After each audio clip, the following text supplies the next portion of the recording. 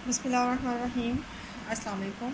आज का हमारा लेक्चर जो है वो नंबर 3 के ऊपर है। नंबर 3 में आज हम पढ़ेंगे कॉन्ग्रुएंसेस। कॉन्ग्रुएंसेस क्या होते हैं कि जैसे डेफिनेशन मैंने आपके सामने लिखी हुई है। फॉर एग्ज़ाम्पल अगर आपके पास कोई एक फ़िक्स्ड इंटीजर है m और इसके अलावा दो और इंटीजर्स हैं आपके पास a एंड b, आप a को माइनस करें b में से एंड देन इस फिक्स इंटीजर m से डिवाइड कर दें, तो m जो है वो a माइनस b को डिवाइड करे और पूरा पूरा डिवाइड करे।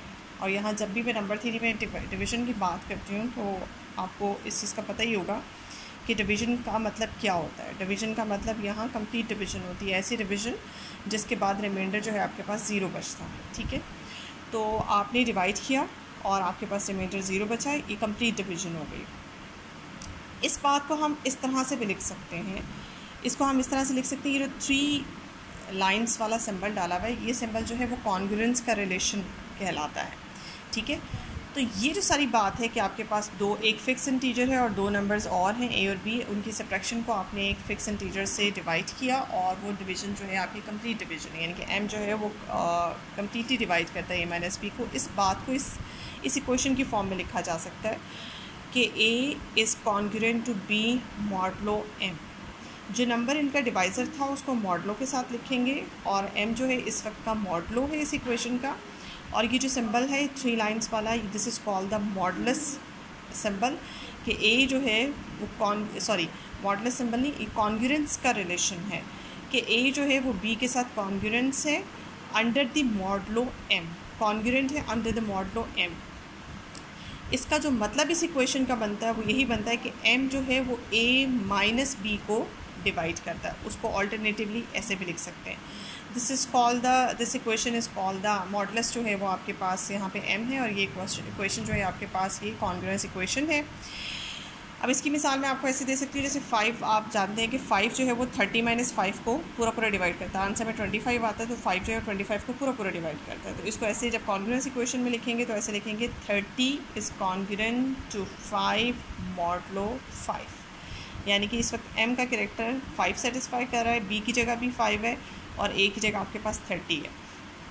तो 30 में से अगर आप 5 यानी कि लेफ़्ट वाले में से आप राइट वाले को माइनस करें तो आपके पास जो भी आंसर आता है वो डिविजिबल बाय 5 है। इस वक्त हम जो अपना मॉडलो ले रहे हैं, इस वक्त हम सिर्फ पॉजिटिव मॉडलों के साथ काम कर रहे हैं। इस वक्त जो आपका कोर्स है, कोर्स की लिमिटेशन है वो सिर्फ आपकी डीलिंग जो है वो पॉजिटिव मॉडलों के साथ होगी। मॉडलो आपका पॉजिटिव होगा और बाकी ये जो नंबर्स हैं, ये इन नंबर्स के बारे में हम कुछ नहीं कह सकते। ये नंबर्स आपके पास पॉजिटिव भी आ सकते हैं, नेगेटिव भी आ सकते हैं। बहरहाल 5 यानी कि मॉडलो के ऊपर ये कंडीशन है कि that modulo should divide the subtraction of these a and b। इसके अलावा मॉडल्स की कुछ बेसिक प्रॉपर्टीज़ हैं और ये प्रॉपर्टीज़ बहुत इंपॉर्टेंट हैं क्योंकि पूरे मॉडलों के चैप्टर में, इस कॉन्ग्रुएंस के चैप्टर में हमने यही प्रॉपर्टीज़ जो है बारहा इस्तेमाल करनी है, इसलिए आप इन्हें बहुत अच्छे तरीके से समझ लें। ये प्रॉपर्टी जो है आपके पास, पहली प्रॉपर्टी जो है आपके पास ये है कि a is congruent to a modulo m, यानी कि मॉडलो आपके पास कोई भी हो, कोई भी फिक्स इंटीजर आप m ले लें, उसको मॉडलो ले लें। अब इस जितने भी ये पार्ट्स लिखे हुए हैं, प्रॉपर्टीज़ 6 प्रॉपर्टीज़ लिखी हुई हैं, इन सब में मैंने मॉडलो को m ही लिया हुआ है। इन सब पे आप देखेंगे कि आप पहली प्रॉपर्टी जब आप देखते हैं आप कहते हैं कि a is congruent to a modulo m। इसको कैसे लिख सकते हैं? ऊपर डेफिनेशन के according a is congruent to a modulo m का मतलब है m divides a minus a। अब a माइनस a जो है वो आपको क्या देता है? 0। तो m डिवाइड्स a, अब 0 को तो हर नंबर डिवाइड करता है, हर इंटीजर डिवाइड करता है। तो इसका मतलब ये हुआ कि इसको जब हम खोलते हैं तो ये क्वेश्चन जो है आपके पास ऐसे बनती है कि m डिवाइड्स 0।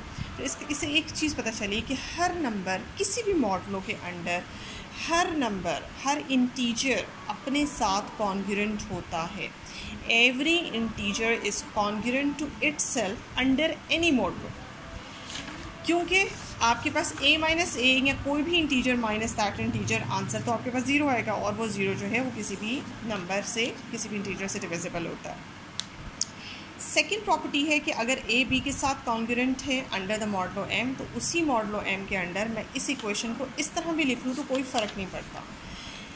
इस इक्वेशन को लिख सकती हूँ b is congruent to a। क्यों? क्योंकि इससे कोई फ़र्क नहीं पड़ता। वो क्यों नहीं पड़ता? Because a is congruent to b modulo m का मतलब है कि m divides a minus b। और अगर मैं लिखती हूँ b is congruent to a modulo m, तो इसका क्या मतलब है? इसका मतलब है m divides b minus a।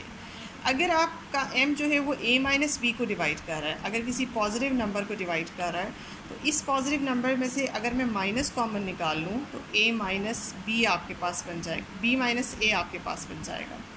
अगर किसी पॉजिटिव नंबर को डिवाइड कर रहा है तो फिर उसके नेगेटिव को भी डिवाइड करेगा। जैसे इसकी मिसाल मैं आपको लेके दिखाऊँ। इससे पहले जैसे मैंने आपको बताया कि जैसे 30 इज़ कॉन्ग्रुएंट टू 5 मॉडलो 5।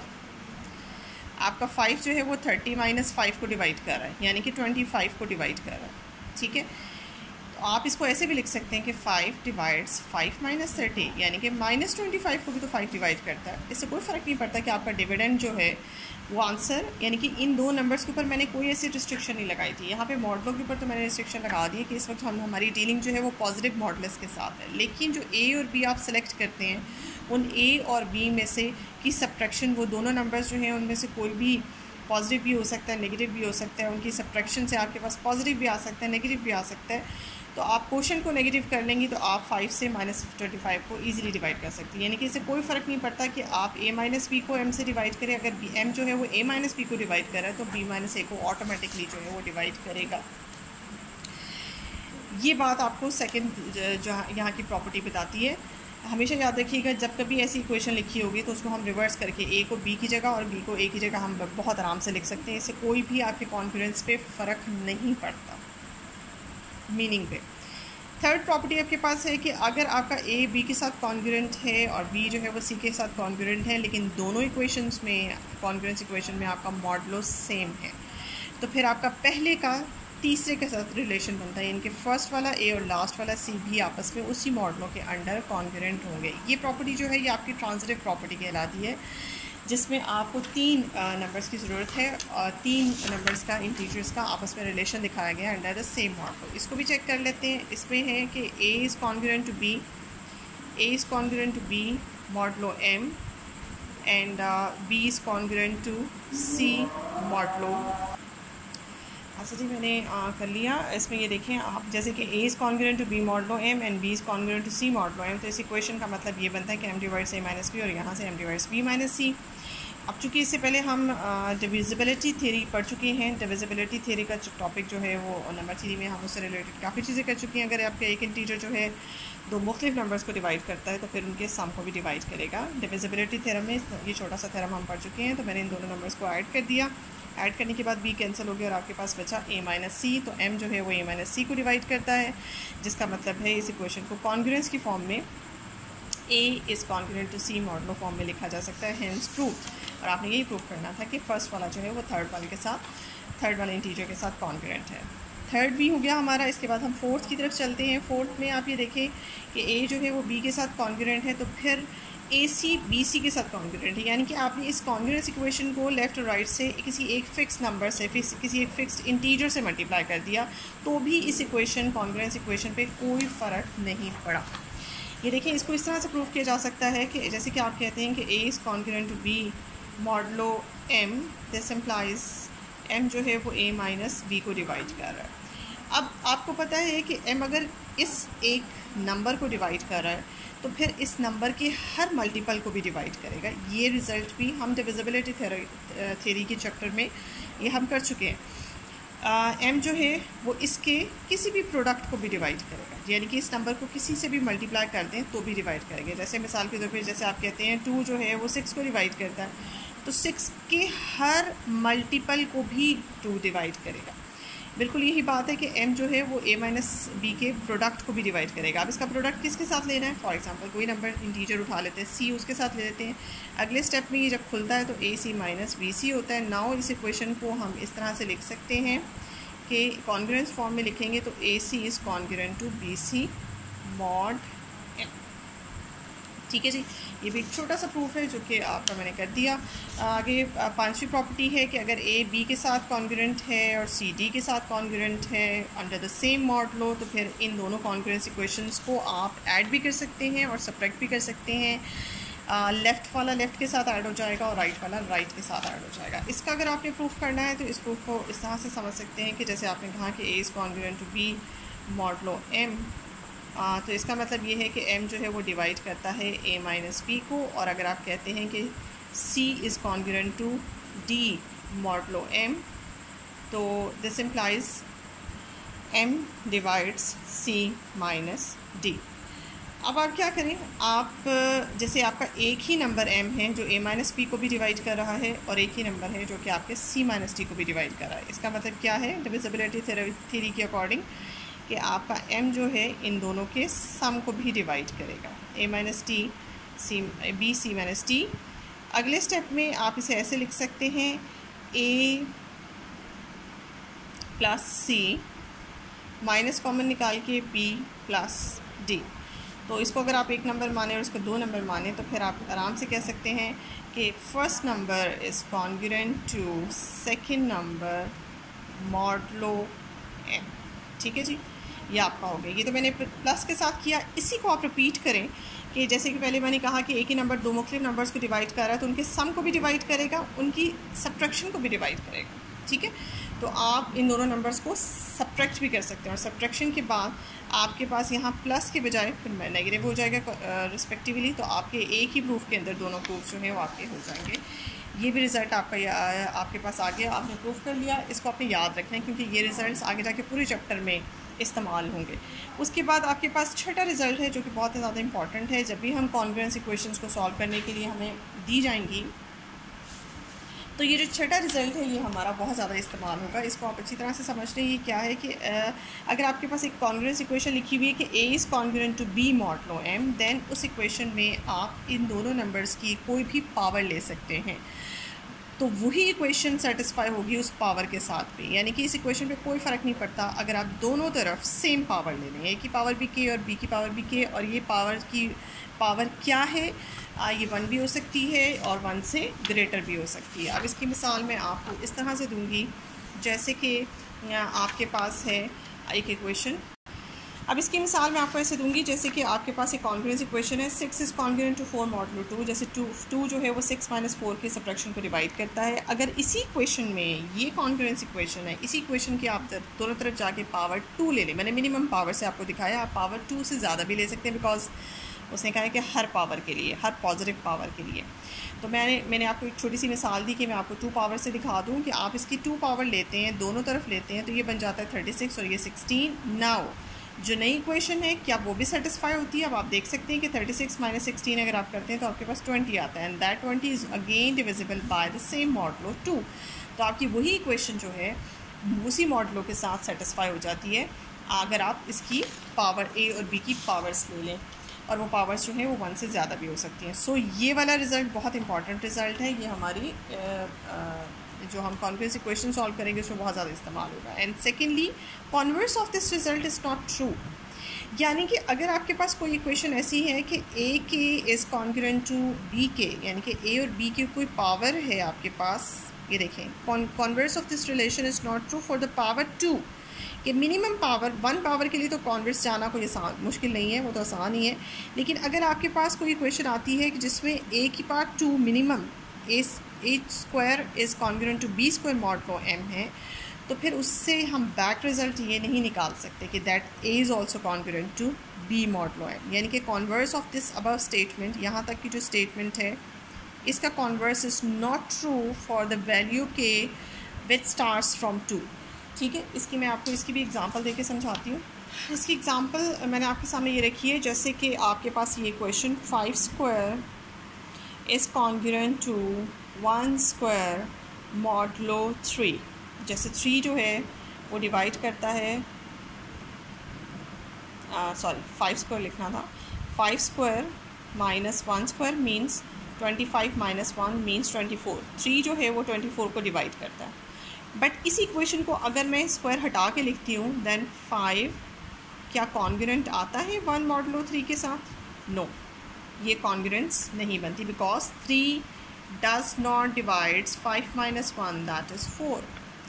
ठीक है, तो ये तो मैंने मिनिमम पावर 2 के साथ आपको दिखाया। इसी तरह से आप और मिसालें क्रिएट कर सकते हैं जिसमें आप 3 पावर के साथ कॉन्ग्रुएंस रिलेशन होल्ड करती है, बट अगर आप वो 3 पावर हटा देते हैं ए और बी के ऊपर से तो फिर वो कॉन्ग्रुएंस इक्वेशन जो है वो होल्ड नहीं करती।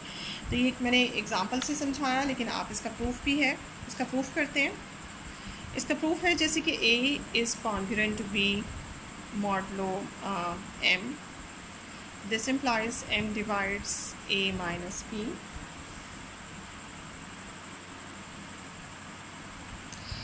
अब जैसे m जो है वो a माइनस बी को डिवाइड करता है, तो फिर इसका मतलब है m जो है वो a माइनस बी के किसी भी मल्टीपल को डिवाइड करेगा। तो this implies m divides a minus b into some number. अब ये सम नंबर में देखिए, मैं गौर से देखिए मैं क्या बनाना चाहती हूँ, बिकॉज मुझे जो अपनी रिक्वायर्ड आंसर की तरफ जाना है उसके लिए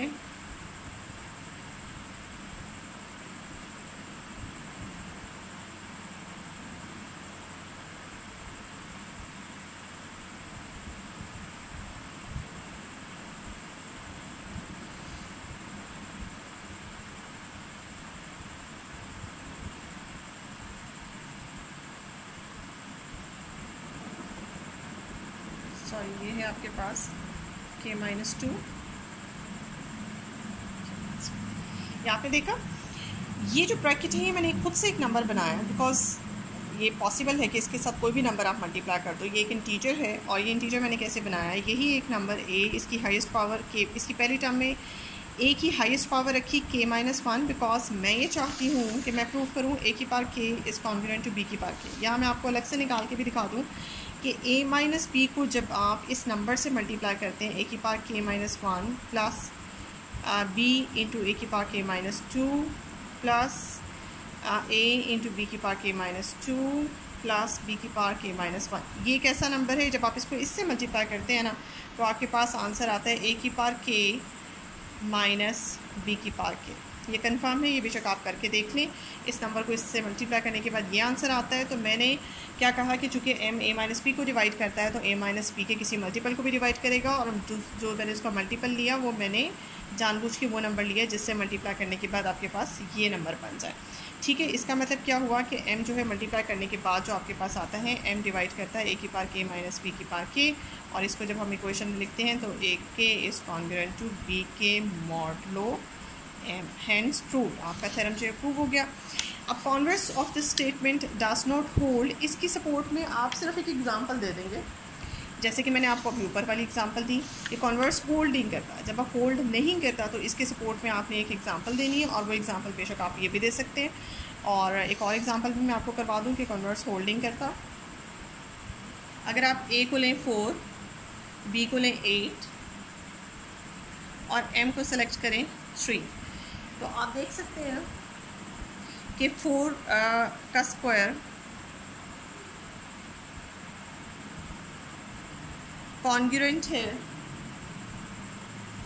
8 स्क्वायर मॉडलो 3 के साथ, यानी कि 16 माइनस 64, 3 इनको डिवाइड करता है। अगर आप इसमें से सब्ट्रैक्ट कर लेते हैं तो आपके पास ये 48 बचता है, 48 बचता है, और 3 जो है वो इस इक्वेशन को डिवाइड करता है। But 4 is not congruent to 8 under the modulo 3 because 3 does not divides 4 minus 8, that becomes minus 4। ठीक है जी, तो आपके पास एक ही एग्जांपल होगी सपोर्ट में, converse of the statement is not true. उसके सपोर्ट में आप ये भी एग्जांपल दे सकते हैं, आप ये भी एग्जांपल दे सकते हैं, आपकी मर्ज़ी है। मैंने 2 एग्जांपल्स आपके सामने रख दी हैं। सो ये 6 इंपॉर्टेंट रिजल्ट्स थे जो कि आपके आगे जाके इस्तेमाल होने हैं। समझे कि ये बेसिक प्रॉपर्टीज़ हैं आपके कॉन्ग्रुएंस की। अगर आपको ये समझ नहीं आएंगी तो फिर आपको कॉन्ग्रुएंस में आगे जाके कुछ भी समझ नहीं आएगा। आज के हमारे इंट्रोडक्टरी लेक्चर में सिर्फ इतना ही काफ़ी था कॉन्ग्रुएंस से रिलेटेड।